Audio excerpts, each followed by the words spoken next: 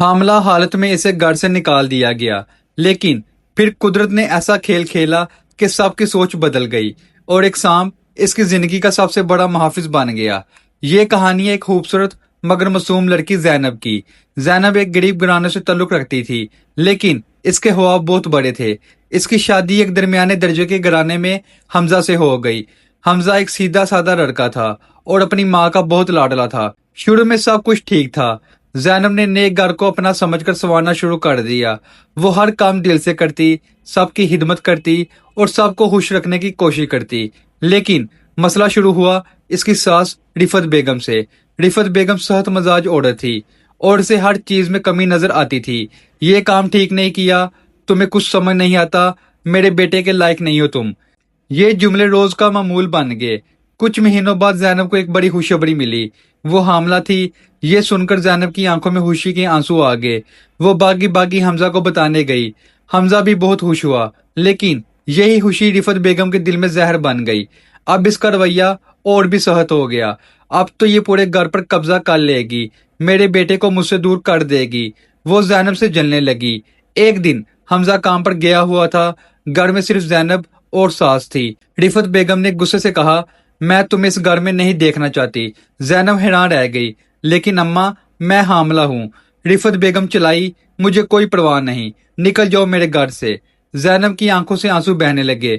وہ بار بار معافی مانگتی رہی، لیکن ساس کا دل نہیں پگھلا۔ آخرکار زینب کو گھر سے نکال دیا گیا، وہ بھی حاملہ حالت میں، بغیر کسی سہارے کے۔ وہ رات بہت خوفناک تھی۔ تیز بارش ہو رہی تھی، بجلی چمک رہی تھی۔ زینب ایک چھوٹی سی گلی میں کھڑی تھی۔ اس کے پاس نہ گھر تھا، نہ پیسے، نہ سہارا۔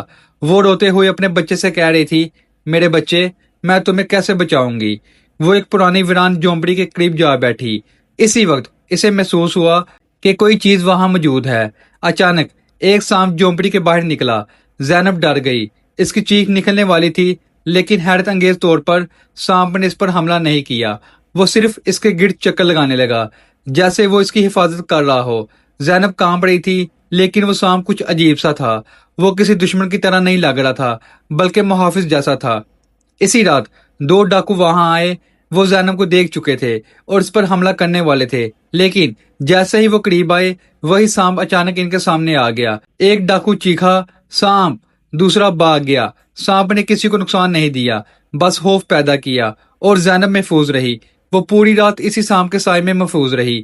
صبح ہوئی۔ زینب کی حالت بہت خراب تھی، لیکن زندہ تھی۔ ایک راہگیر عورت نے اسے دیکھ لیا اور اسے اپنے ساتھ لے گئی۔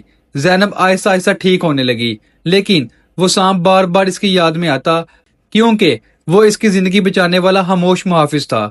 کچھ مہینوں بعد زینب نے ایک خوبصورت بیٹے کو جنم دیا۔ اب اس کی زندگی بدل چکی تھی۔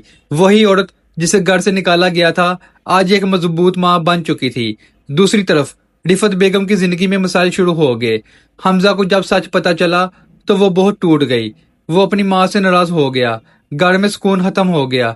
رفت بیگم اکیلی رہ گئی۔ اب اسے ہر رات زینب اور اس کا بچہ یاد آتے۔ ایک دن زینب دوبارہ اسی جگہ گئی جہاں وہ رات گزاری تھی۔ لوگوں نے بتایا کہ وہاں سانپ دوبارہ نہیں آیا، لیکن سب کہتے ہیں وہ سانپ عام نہیں تھا، وہ شاید حفاظت کے لیے آیا تھا۔ زینب کی آنکھوں میں آنسو تھے۔ وہ آسمان کی طرف دیکھ کر بولی، اللہ نے مجھے اس وقت بچایا جب سب نے چھوڑ دیا تھا۔ اس کہانی کا سبق یہ ہے، کبھی بھی کسی مجبور انسان کو مت ٹھکراؤ۔ ظلم کرنے والا ہمیشہ اپنے انجام کو پہنچتا ہے۔ اللہ کی مدد کہیں سے بھی آ سکتی ہے، اور سب سے بڑی بات، ماں بننے والی عورت سب سے زیادہ حفاظت کی مستحق ہوتی ہے۔ اگر آپ کو یہ میری کہانی پسند آئی ہے تو ویڈیو کو لائک کریں، چینل کو سبسکرائب کریں اور کمنٹس میں اپنی رائے ضرور دیجیے گا۔ اللہ حافظ۔